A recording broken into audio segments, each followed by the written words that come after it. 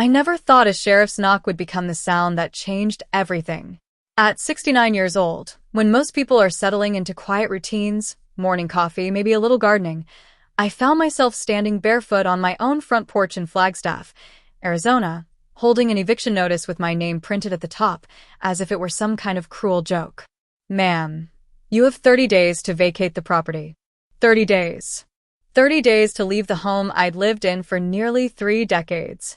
My name is Margaret Maggie Holbrook, born and raised in the American Southwest, retired school librarian, mother of 1, grandmother of 2, and a woman who believed she knew what stability looked like.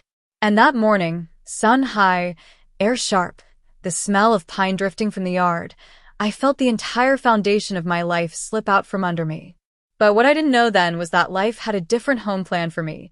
Bigger, louder, bursting with people I hadn't met yet and possibilities I never imagined at my age. Losing everything was only the beginning. I remember standing there, fingers trembling around the paper as the sheriff nodded politely and left. My house, my little cedar-trimmed, sun-warmed, memory-filled house, suddenly felt unfamiliar. I walked back inside, staring at the framed photo of my late husband, Daniel, on the entryway table. His smile in that picture had always felt reassuring, a silent reminder that I wasn't navigating life alone.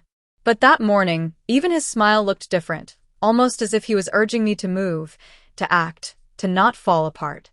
The house was quiet, except for the steady hum of the old refrigerator. I sat down on the edge of the couch, the same couch where my daughter Emily used to curl up after school with her library books. The paper lay across my lap, its printed letters blurring as tears filled my eyes. It wasn't supposed to be like this. I paid my property taxes. I kept the yard tidy. I wasn't behind on any bills. So, why was this happening? The answer, of course, had been sitting in a stack of legal documents I ignored for far too long. After Daniel passed, mortgage issues surfaced, technicalities, paperwork errors, and a refinancing attempt that went sideways. I thought I had time to fix everything. I thought the bank would understand. I thought wrong. I spent that afternoon calling anyone I could think of, lawyers, county offices, even the bank's customer service line where each representative sounded more robotic than the last. I'm sorry, ma'am, but the decision has been finalized. Finalized. As if a lifetime's worth of memories could be stamped closed with no room for appeal. The worst part wasn't even losing the house. It was the loneliness of it. At my age, starting over isn't just hard, it's terrifying. Emily lived in San Diego, hours away. She had her own life, her own family, her own responsibilities. I didn't want to burden her. I didn't want to be the aging mother who suddenly needed saving. So I kept the news to myself. For the first time in years, I felt small, smaller than the little ceramic bird that sat on the windowsill overlooking my garden, smaller than the roots of the cottonwood tree I planted with Daniel back in '98. My house had always been my anchor. Without it, who was I supposed to be? That night, after hours of pacing and crying and staring blankly at the ceiling, I sat down at my old laptop. Maybe it was desperation, or maybe it was the faintest spark of hope, but I opened a browser and typed, "Housing help for seniors, Arizona." What came next, what I would eventually stumble into, would reshape my entire life. But at that moment, all I knew was that I had 30 days, a little courage left, and a life I still wasn't ready to give up on. I didn't sleep much that night. My mind churned between fear and disbelief, replaying the sheriff's knock like it was some kind of nightmarish echo I couldn't shut off. Every time I closed my eyes, I imagined strangers walking through my home, judging my furniture, packing away the life Daniel and I had built. So the next morning, with a mug of lukewarm coffee I barely tasted, I opened my laptop again. The search results were a maze: senior support groups, housing grants, low-income complexes, volunteer networks. Everything sounded either too complicated or too humiliating. I wasn't ready to see myself as a senior in need. I still drove my own car, cooked my own meals, mowed my own lawn for heaven's sake. But 30 days had a way of forcing humility. One site caught my eye, a nonprofit organization based in Prescott, Arizona, offering transitional housing and community assistance for seniors facing sudden displacement. Their tagline read, "No one grows older alone." I stared at those words for a long moment, feeling something stir inside me. Something like resistance, something like hope. I dialed the number. A soft, calming voice answered. Desert Horizon Senior Outreach, this is Linda speaking. How may I help you? I hesitated. My throat tightened. But then the truth spilled out. My age, the eviction notice, the confusing mortgage situation, the loneliness. I braced for judgment, for the sigh that said, another irresponsible elder who didn't handle her paperwork. But instead, she said, Maggie, I'm so sorry you're going through this. You're not alone anymore, okay? Let's start with one step. One step. It sounded so simple, but it was the first step I'd taken toward asking for help in years. Later that afternoon, I drove to the nonprofit's office in Prescott. The building was small, pale stucco with a faded teal door, but inside, it felt warm, almost like walking into a friend's living room. Soft music played from a radio, and the walls were lined with photos of seniors smiling, gardening groups, craft circles, holiday dinners. Linda turned out to be a woman in her early 50s, with silver-streaked hair and kind eyes. She shook my hand with both of hers and guided me to a small desk cluttered with sticky notes and brochures. Let's see what we can do, she said. For the next 2 hours, we dug through my paperwork. She explained every confusing clause, every misfiled document, every missed notice I'd assumed was junk mail. It was humbling, painfully humbling, to realize how easily a single oversight could ripple into catastrophe. But instead of sinking, I felt something begin to steady inside me. Having someone there, shoulder to shoulder, made the situation less monstrous. Finally, Linda leaned back in her chair. Okay, Maggie, it's tight, but we can help. We have an available space in one of our senior shared homes. It's temporary, just until we figure out what long-term options suit you best. A shared home. The words hit me like a gust of cold air. I'd lived alone for nearly 15 years. The thought of sharing a space with strangers at my age was unsettling. I imagined clashing personalities, loud TVs, microwaved dinners at odd hours. What if they were messy? What if they didn't like me? What if I didn't belong? Linda must have sensed the hesitation in my eyes. You won't lose your independence, she said gently. Think of it as a place to land. Just for now. I nodded slowly. The truth was, I had no other option. Pride wasn't going to protect me from being homeless. That night, I walked through my home with a cardboard box in hand. I touched the edges of picture frames, the spine of old books, the dent Daniel left in the arm of his favorite chair. Every item felt like a memory I wasn't ready to relinquish. But I knew I couldn't take everything. I packed one box. Just one. A few photos. A blanket my mother had knitted. Daniel's worn leather journal. And a small ceramic bird from the windowsill. The one that always reminded me of hope. When I closed the lid, I whispered into the quiet room. All right. I'm ready to start over. What I didn't know was that the home I was heading toward wasn't just a place to stay temporarily. It was the place where my life would open up again. More than I ever expected. 2 days later, I stood outside a cream-colored ranch-style home on the edge of Prescott Valley, clutching my single cardboard box like it held the last pieces of my identity. The yard was neat. Desert shrubs, a gravel walkway, a wind chime tinkling in the dry Arizona breeze. It didn't look intimidating. It didn't look like a shelter. But it also didn't look like my home. I took a deep breath and rang the doorbell. A few seconds later, the door swung open, and I was greeted by a woman with cropped gray hair and bright, mischievous eyes. You must be Maggie, she said.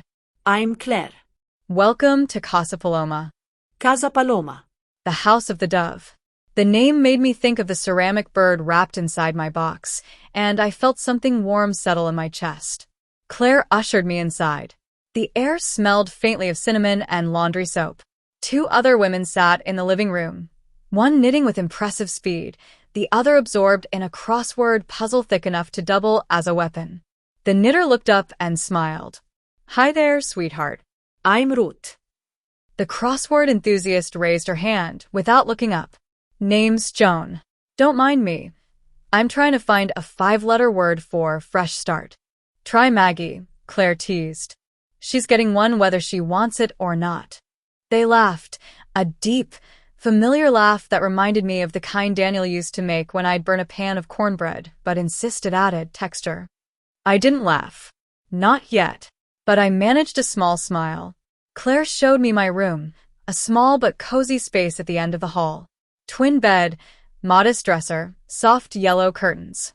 It wasn't much, but it was mine for now. "We take turns cooking dinner," Claire explained. "Chores are shared, groceries too.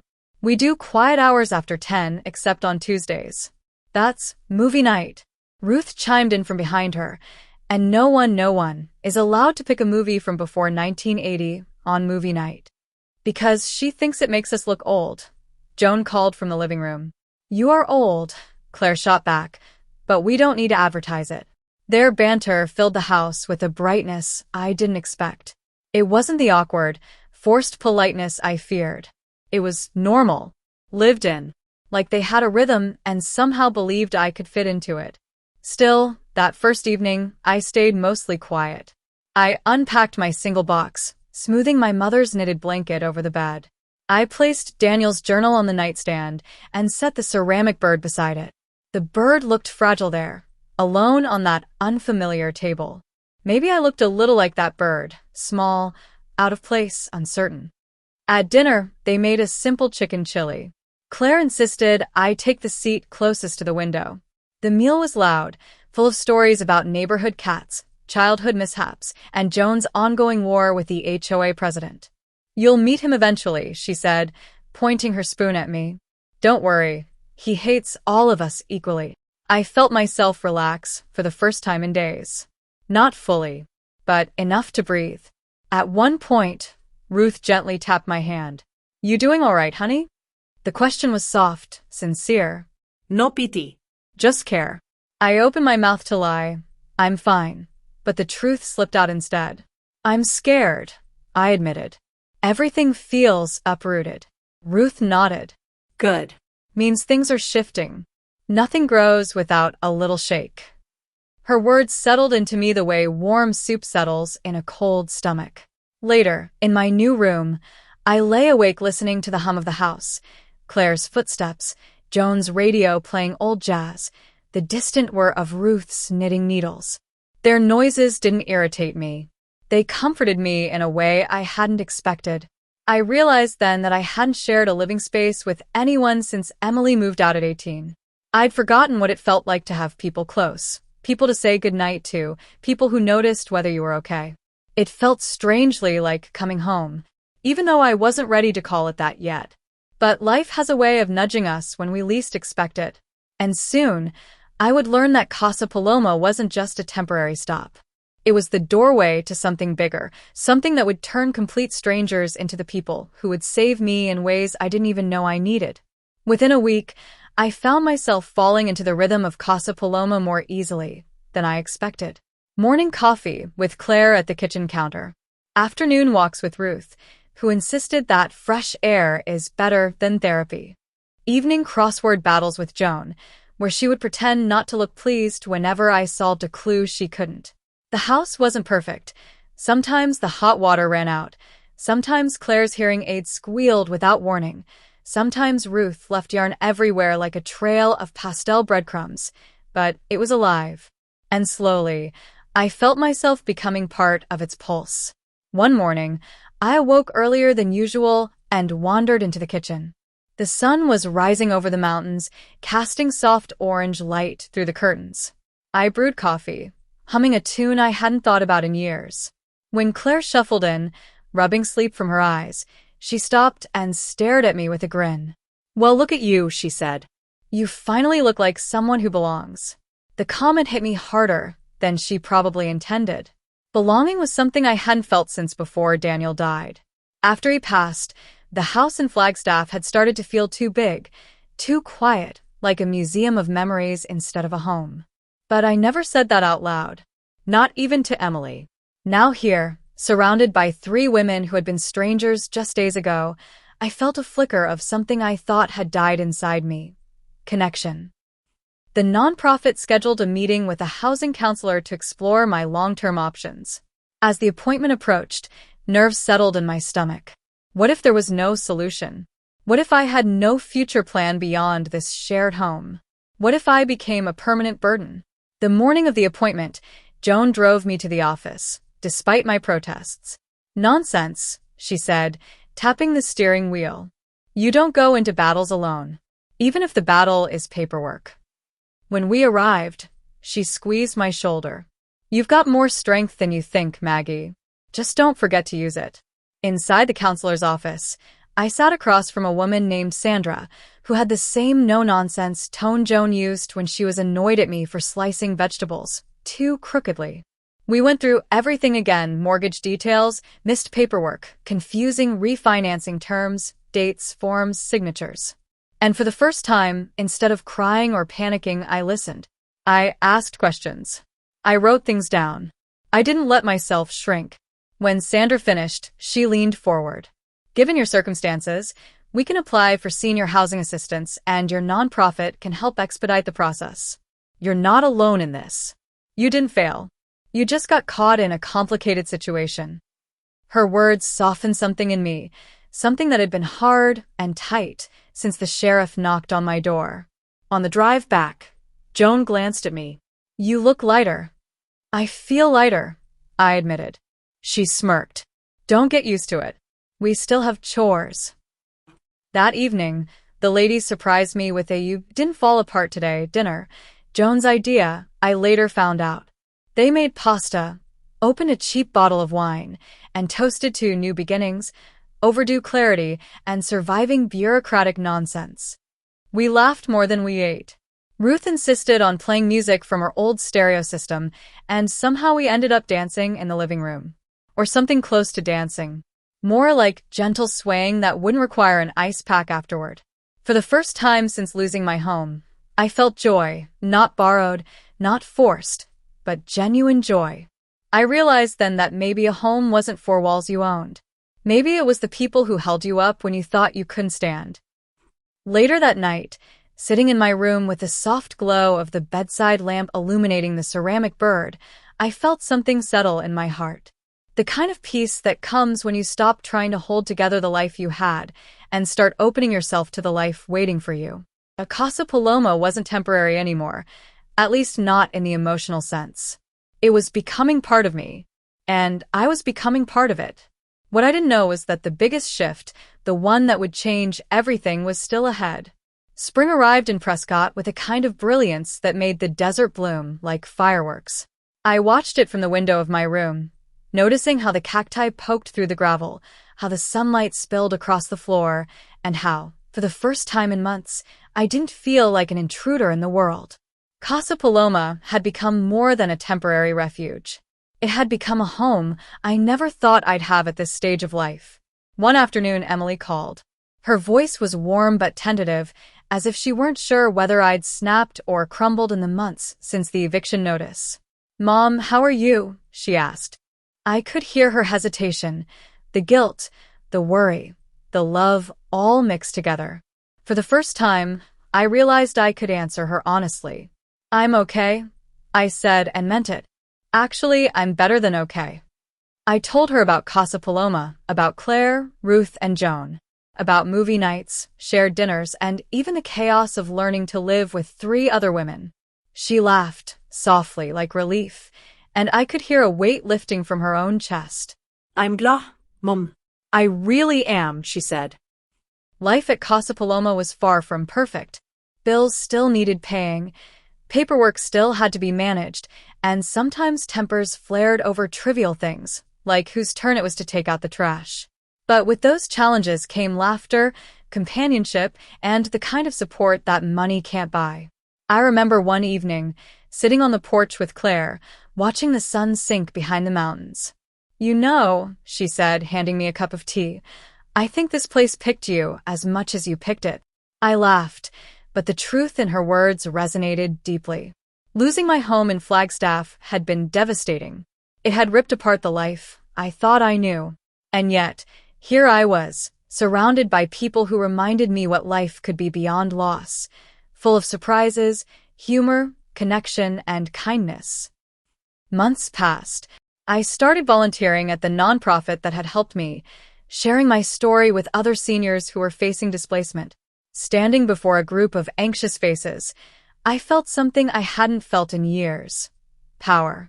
Not over anyone, not in the sense of control, but in the ability to give hope, to say, "You are not alone. There is a way forward, and there is life after loss."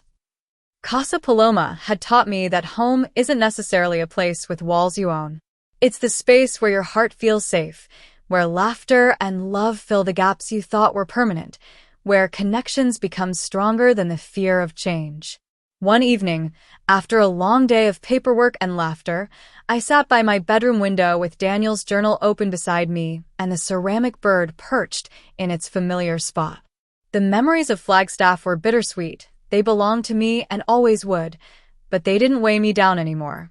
I had built a new life, one with friends who felt like family and a purpose that made my days meaningful. I whispered to the quiet room, "Thank you, not for the loss, but for what came after it." That night, as the desert wind rustled the trees outside, I realized something profound. At 69, I had thought my story was ending. I had thought eviction meant failure, solitude, and despair. But life had another plan. It offered me a bigger home, one built not from brick and mortar, but from resilience, love, and the courage to embrace the unexpected. And for the first time in a long while, I felt complete.